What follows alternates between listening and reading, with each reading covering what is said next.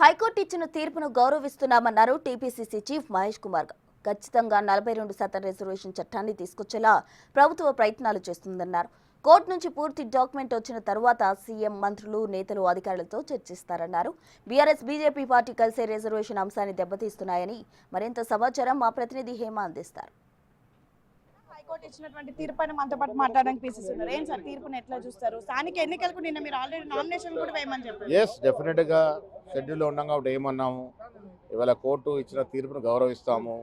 4 వారాల గడువు ఇచ్చింది, అంతలోపు ఇంకేమన్నా చేయాల్సిన మిగిలి ఉంటే చేసుకొని డెఫినెట్ గా 42% చట్టం తెచ్చే విధంగా ప్రయత్నం చేస్తాం. మీ ప్లాన్ ఎలా ఉండబోతోంది? పూర్తి కోర్టు డాక్యుమెంట్ వచ్చిన తర్వాత రేపు మళ్ళీ ముఖ్యమంత్రి గారితో అందరు పెద్దలతో కూర్చొని చర్చించుకొని ఫర్దర్ యాక్షన్ చేస్తాం. స్థానిక ఎన్నికలు చాలా రోజులు అయింది నిర్వహించలేదంటూ వ్యతిరేకత డెఫినెట్ గా ఎన్నికలు నిర్వహించడం ఎంత అవసరం, ఎంత ముఖ్యమో ఇవాళ ఈ రాష్ట్రంలో మేము ఇచ్చిన కమిట్మెంట్ ఓబీసీలకు రిజర్వేషన్ ఇవ్వడం కూడా అంతే ముఖ్యం.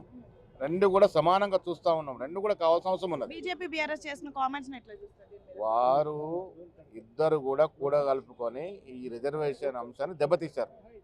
తెలంగాణ ప్రజలు విఘ్నులు.